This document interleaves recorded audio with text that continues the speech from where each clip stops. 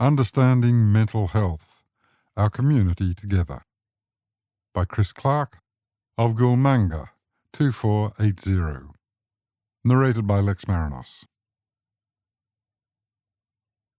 Hi reader, here is my anecdote of a life with a mental health challenge. I hope you enjoy the read, maybe learn a little and have a smile or two.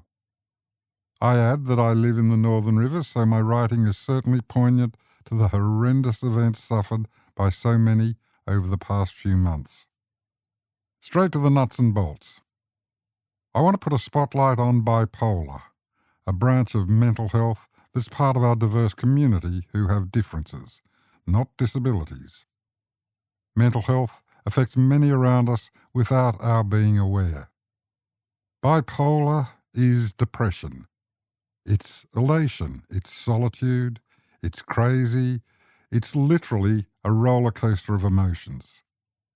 It's extreme shifts in mood that can impact functions in everyday life. Bipolar is also known as the black dog.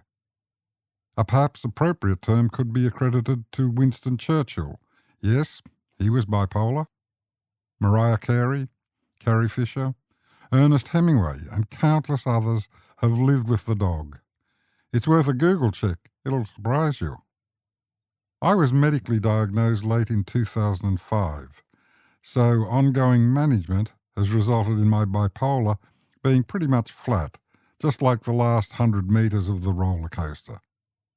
But I've endured the euphoric highs, mania, and the plummeting lows, depression. I still have very clear memories. The ride has been horrific. Growing up in the 70s and 80s, life was simple in a small country town, and little was known about the management or even identification of mental health issues. Trauma and trigger stresses with the resulting long-term impact to life was not fully understood. Broken legs could be fixed. Broken minds, not so easy. I can recall during the first years after school, my mood changed often and overreactions occurred, so I taught myself to focus on work and often worked alone.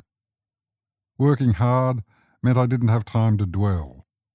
I was driven to daylight starts and long days to function.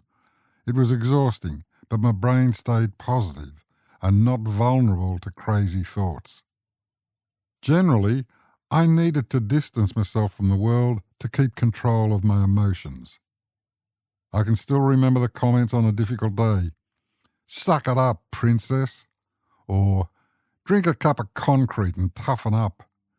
People did and didn't care. I learnt to survive on the positive, on the highs of setting, striving, and achieving personal goals. I had unknowingly created my own personal mental health plan. I had, to a degree, tolerant family and friends. Thankfully, the people around me persevered in trying to understand moods and were accepting of my ever-changing personalities. I would exuberantly engage in conversations one day and say nothing, choosing to be alone on other days. We were all frustrated when no one knew why. I was known as just a loose cannon. I didn't realize at the time, but it was incredibly important to me that a couple of good friends remained close and were part of my life, but, to be colloquial, stayed out of my face.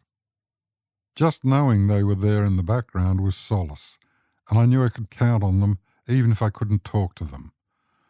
I was always looking for a solution or something to change my chaotic world. People were hurting.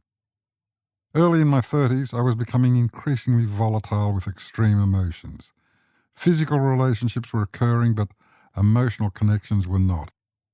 An adage was, one day I could climb on a roof to fly, and another I could climb on a roof and... You get the picture. Some things I would do one day would horrify me the next. Crazy thoughts. Engaging with the professionals had occurred irregularly over the decades leading up to 2005. Around 1998 to 2001, I worked with a GP in understanding my life's stressors, depression, and how I reacted, then avoiding those stresses. We developed a mental health plan focusing on diet, physical health, and time management.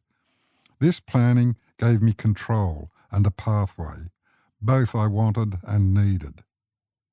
As I passed 40, I had to face a worsening reality. I could see a blackening hole growing in my life. I had to choose the way forward. Decision time. I will say that facing the black hole, then jumping over the darkness and not falling, took guts. I think it was one of the hardest times in my life. In 2005, the level of help I required was to become more specific, and I started to visit a specialist. Together, we adjusted my mental health plan. We added some regular chats, reviews, and a few specific meds. Then balance started to occur. Once the mechanics were sorted, my life became more under control, my control. I guess my life isn't perfect, few are that lucky, but I appreciate that my roller coaster is now boring, and that's okay. I turned 60 2 weeks ago, a crazy day where I was both sad and elated. I recognized I was getting older, but also a great time to be celebrated. Wash up. As you can see, I'm happy to talk about my bipolar and mental health. I push now to inform people that asking questions about mental health is okay. Black holes can be jumped, and if guidance is needed, look around for a safe hand being offered. There are many out there. Every mental health challenge is different. Everyone is different. Different stresses trigger different reactions. Exercise and change of lifestyle may work for many, and it did for me for such a long time. I would like to recommend Australia's own mental health resource called Black Dog Institute, a world-renowned reference site. Their site explains terms and topics like depression, PTSD, anxiety, and more. The information is factually honest and, most importantly, in context and easy speak. In finishing, be safe and always smile. From the Northern Rivers, New South Wales. The end.